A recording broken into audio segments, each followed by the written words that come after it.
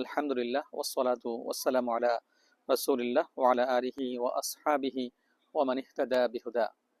সুপ্রিয় শ্রোতা মণ্ডলী, রাসূলুল্লাহ সাল্লাল্লাহু আলাইহি ওয়াসাল্লাম বলেছেন, লা হাসাদা ইল্লা ফি ইথনাইন, দুই জায়গা ছাড়া অন্য কোনো জায়গাতেই হিংসে বা বিদ্বেষ করা যাবে না।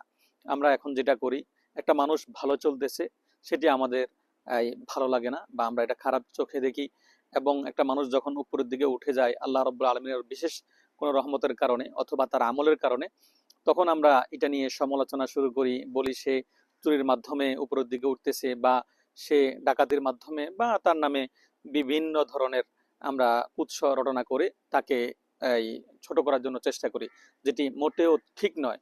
আমরা হাদিসের শিক্ষার মাধ্যমে যেটা বুঝতে পেরেছি, বা যেটি হাদিসের শিক্ষা, সেটি হচ্ছে মানুষকে হিংসা নয় বরং ঈর্ষা করা যাবে, তাও দুটি জায়গায়। প্রথমটি হচ্ছে আল্লাহ রাব্বুল আলামিন একজন মানুষকে হিকমা বা প্রজ্ঞা, জ্ঞান দান করেছেন, সে জ্ঞান বিতরণের মাধ্যমে মানুষের কল্যাণ করে থাকে এবং ছাত্রদেরকে শিক্ষা দিয়ে থাকে, এমন জায়গায় আমরা ঈর্ষা করতে পারবো।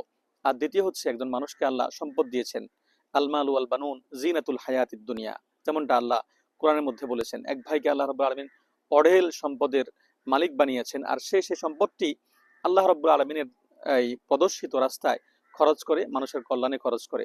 তাকে আমরা ঈর্ষা করতে পারবো এবং আল্লাহ রাব্বুল আলামিনের কাছে আমরা প্রার্থনা করবো, আয় আল্লাহ, আপনি আমার অমুক ভাইকে সম্পদ দিয়েছেন, সেই সম্পদের মাধ্যমে আপনার রাস্তায় খরচ করে অনেক নেকি অর্জন করছে।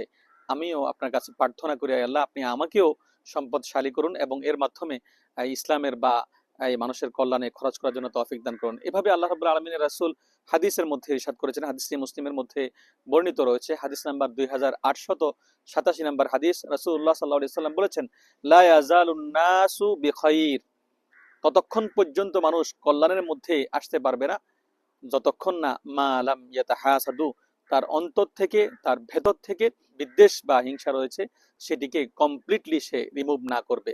আল্লাহ রাব্বুল আলামিন আমাদেরকে হিংসা মুক্ত জীবন যাপন করে মানুষের কল্যাণে বাকি জিন্দেগি কাটানোর জন্য তৌফিক দান করুক। সকলে ভালো থাকুন, সুস্থ থাকুন। আসসালামু আলাইকুম ওয়া রাহমাতুল্লাহি তাআলা ওয়া বারাকাতুহু।